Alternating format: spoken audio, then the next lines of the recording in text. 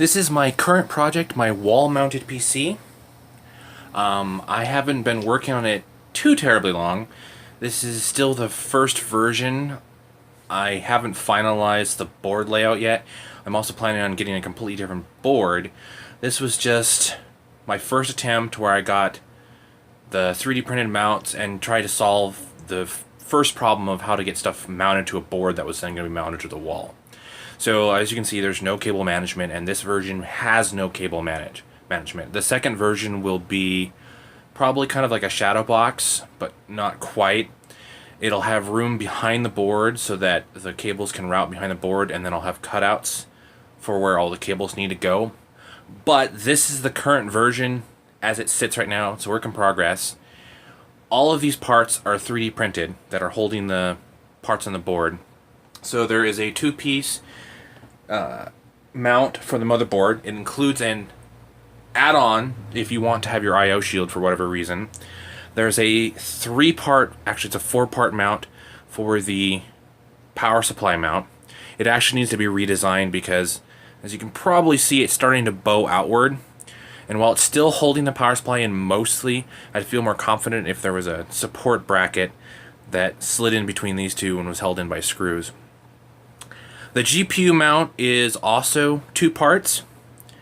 It's designed so that this bottom part right here holds just this piece of the card, and then the other piece that it screws into holds the top part of the GPU with two screws, and it just holds it preventing it from tilting like that for the most part. And I've tested this mount with one of my really heavy 980 Ti Extreme Edition from Gigabyte, so it can really hold a heavy card. I don't know if I can do it for a really long time. I only had it in for a couple of weeks before I went back to putting it back in the computer it belongs in, but it was just a quick test. Also, these are they're mounted by a 3D printed mount, which is actually two parts. It's pretty cool. The way it's designed is that the one piece slides on the wall, and then this drive slides over it and locks into place, so it looks like the drive is floating, which is kind of the intent behind the mount, so you couldn't kind of see what it is. So right now the hardware on this wall also isn't finalized yet either. This is an AMD Ryzen 1700X, which is probably going to be the final CPU and motherboard combination for this board, but I don't have the GPU. I don't have the right SSD because I'm going to switch to an M.2 solution, and I need to switch to probably a larger power supply at some point. The GPU is probably going to be hand-me-down. I'm probably going to put the 980 Ti back on here again.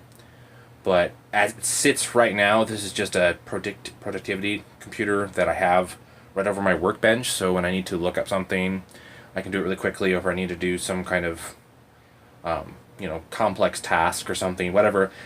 The point of this computer wasn't necessarily gaming. It was kind of like a spare computer I could use for multitasking or whatever. So I was more interested in that multi-threaded performance than I was in single-threaded performance, which is why I went with Ryzen. And I was really curious about what their performance could pull off. It is also a gaming rig, secondly, which I intend to share when someone comes over and they want to play games with me. They can use this. The other third use I was possibly considered for this rig was to turn it into my VR rig, because I thought it would be more convenient to have it more out of the way than using my other desktop. I haven't tested it yet. I don't even have a graphics card that can support VR at this point, so I don't know where that's going to go. Anyway, this is the current state. I hope the next couple of months I will be rebuilding this.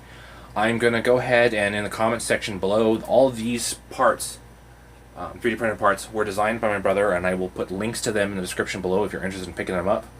I will try and find the link for this.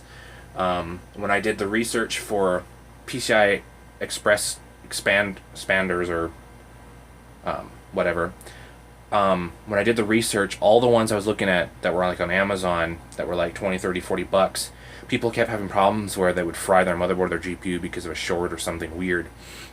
And this one is really, really high-end. It's shielded, and I think this is actually power delivery. I could be wrong. That's why it's probably not shielded as much. This is actually the data signal, I believe. But that one is really expensive. It's about 100 bucks. And it's not as flexible as some of the other ones, so keep that in mind as well. and it probably doesn't look as good either. You could probably spray paint that black if you wanted to hide it a little bit better. The PCB behind it, where the GPU actually mounts in, that's pretty obnoxious looking as well. But I was kind of more worried about getting one that wouldn't blow up my graphics card or blow up my my motherboard. And I have had this routed behind the GPU before, but this is metal because it's shielded. And if I were to route it behind the graphics card right now, it would touch the back of the graphics card and potentially short out the graphics card and do exactly what I was trying not to do when I bought this specific one. So anyway, I will go ahead and post links to all these parts in the description below, other than the hardware, because you basically can put whatever you want on the wall. But if you want to recreate this... Oh, and the final thing that I did, I suppose I should show this. So I just tacked it on 4 corners. It's hidden behind, one's hidden behind the power supply, one's hidden underneath the GPU mount. But I have about an inch in and on each side. There are 4 sheetrock anchors. All I did was just do the sheetrock anchor, then drill the hole through the board in the exact right spot, which wasn't too hard, and then just put the screws in. So it's not, if you don't mind it looking like this, where you have this rat's nest of cables, which these are also going to get replaced. I'm going to do cable mod cables to do custom sleeved and custom links, so they're just the right length, so I don't have a lot of cable length to deal with underneath the board. I'm also going to, as of right now, you can see the power button and the power light and reset button and hard drive activity light. Those are all kind of just free floating. I'm going to build a mount for that at some point, or my brother's going to build a mount for that at some point, where we'll have front USB that'll float somewhere on the board, along with the hard drive light, the power button, and the reset switch. So it'll look like a decent little rig. It'll have the hardware exposed. I'm still trying to finalize the cooler, because I wanted to overclock my 1700 or 1700X, and that cooler, it isn't quite enough. It can kind of hold its own, but I've been getting crashing from it overheating. So I think, well, overheating when it's under a full load. So I'm going to probably potentially put a tower cooler in. I didn't want to. I wanted to keep this as low profile as possible, especially since if I'm playing VR, I'm very worried I'm going to punch this computer at some point with one of the controllers. So I've already tried to do that a couple of times. But yeah, so this is my wall-mounted PC. This power supply is that's really important to state, is the Corsair SF one. I can't remember which exact model, but it's their only SFX power supply.